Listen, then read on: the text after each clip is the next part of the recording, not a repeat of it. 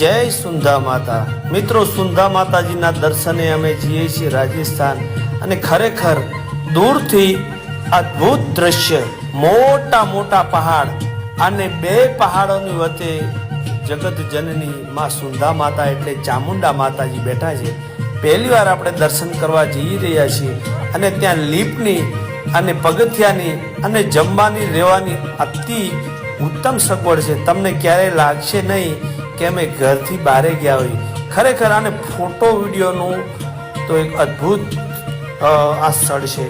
ખરેખર ચારે બાજુ આવું લાગી રહ્યું છે। સાંજનો ટાઈમ છે, ત્યાં જઈ અને આપણે માતાજીના દર્શન કરીશું અને આરતીનો લાભ પણ લેવાની આપણે પૂરેપૂરી કોશિશ કરીશું।